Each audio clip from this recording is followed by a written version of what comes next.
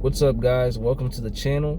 My name's Michael and I'm an autism dad, and I wanted to come on YouTube today to share 5 different things that I've learned over the last 5 years of being an autism dad, specifically to a level 3 autistic child. I want to say the first thing I learned is that autism is a completely different world than what we're used to. Once you get that autism diagnosis and you start pursuing services, and you have to talk to all these different people like therapists and go to these different evaluations for services, it becomes a lot, and you end up doing a lot of paperwork. There's a lot of meetings that you have to go to about your child. You answer a lot of questions that, they seem repetitive because you're going through so many different services, trying to get different services for your child. And it becomes a big workload for parents. I will say that your world kind of revolves around the child, and that's normal for people to say with any child, like, your world revolves around them. But with an autistic child, specifically a level 3 autistic child, the world, at least the world as you know it, quite literally revolves around them in every aspect, because they can't, I don't want to say think for themselves, but they can't advocate for themselves. So you have to be that advocate even stronger than you would have to advocate for them if they were neurotypical and even verbal. So that's number one. I would say number two is I've learned that with having an autistic child, specifically level 3, it comes with major career changes. So in our case, we kind of were able to build our careers around after having our autistic child, because we didn't really have careers before that. We had jobs, so we kind of built around it. But for somebody that is in a stable career or something that they've been pursuing for different reasons and a passion, it can come with a lot of changes. So I'll use it as an example. I used to make music. I used to go to the studio, go out and shoot music videos, all types of different things like that. And that wasn't my career, but that's what I was pursuing. After having a child with level 3 autism, I realized I can't pursue this as frequently as I'd like to. He requires much more of my time. So like the late night studio sessions, the late night video shoots, they had to come to a pause or a halt, because the child is more important. He required so much attention throughout the day and the night that it was almost impossible to leave him with just one parent. So, we both have to be present when dealing with a level 3 autistic child. And, that's just what it is. You assume the role of a caretaker, essentially, after finding out that your child's been diagnosed with autism. So instead of pursuing that extra hobby or pursuing that specific career, you now have to pursue the role of a caretaker. A lot of parents become full-time caretakers for their autistic children, and I'm learning that's normal, and kind of embracing it, because I want the best for my child and I want to see him thrive in the world. It is a lot of work, but it's what has to be done. Work itself, I've noticed, also becomes darn near impossible, because work, you're schedule based. So you may need to show up for work at this specific time, work for this many hours. And a lot of jobs, and I say jobs because I'm not speaking on a career or something that you built, but just going to like a regular job like Amazon or something, they're not very flexible when it comes to working with children with autism. A lot of people don't really understand what that entails for the parent or caregiver of the child. So I would say it's been a process also with us keeping jobs in that area. A lot of times we had to rely on Uber, DoorDash, and different gig jobs like that because it frees up time for me and my wife to be caretakers and us to kind of bend to our son's schedule and what he needs and, attention in that area.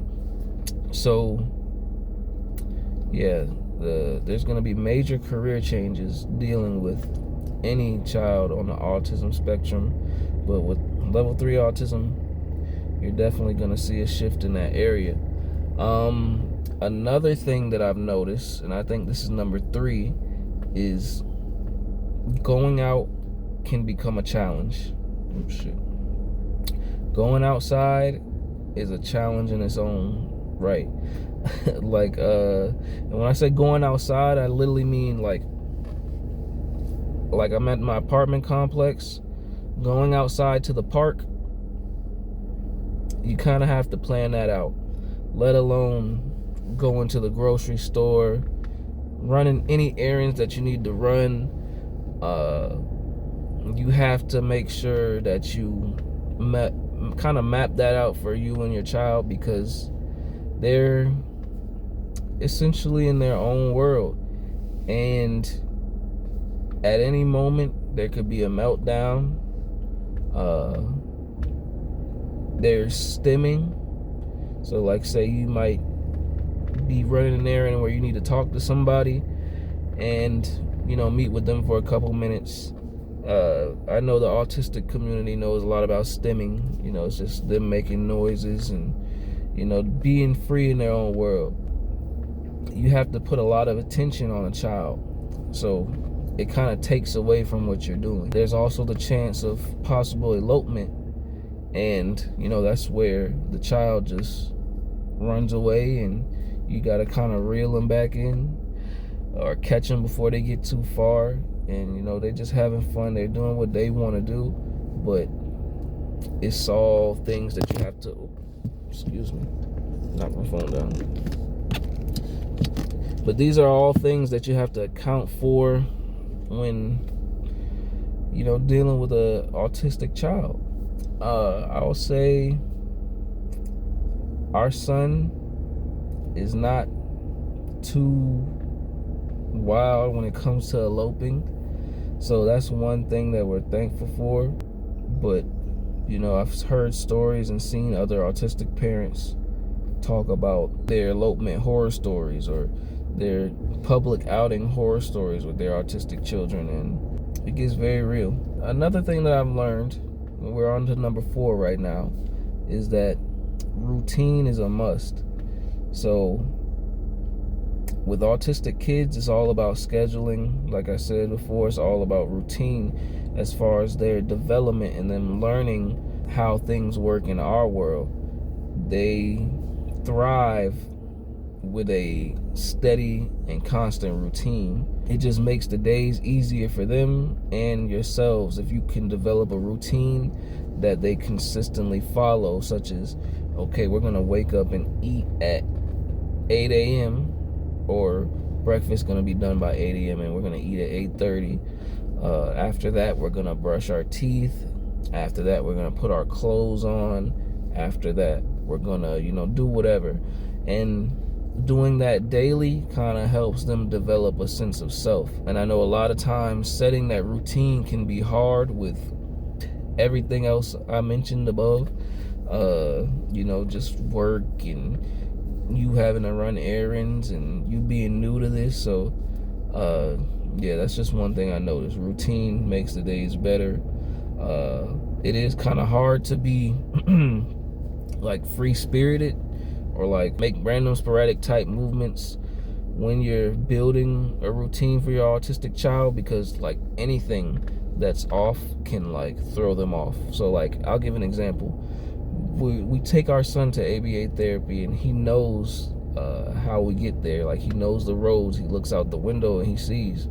But there was a detour one day because they were doing construction, and because we drove past the road that we had to turn down because it was blocked off, our son got mad and started having a fit because he didn't think we were going to ABA therapy. And you know, he eventually found out after we pulled in from a different way. But you know, that's how precise they are about their routines. Any little thing throws them off. So routine. And then number 5, I think this is probably one of the biggest ones for a lot of parents of autistic children, is where you live. And when I say where you live definitely matters when it comes to raising a child on the autism spectrum. There's some states that are more supportive, some cities that are more supportive. They have more resources for parents. They're more autism friendly or disability friendly. And you know, you can get services a lot quicker, or you know, just meet other parents that have children with autism that you guys can kind of like share moments with, or people that are more understanding. Like it's a really big thing. You don't want to live somewhere where there's virtually no access to resources, therapies, because as a parent you need that extra support.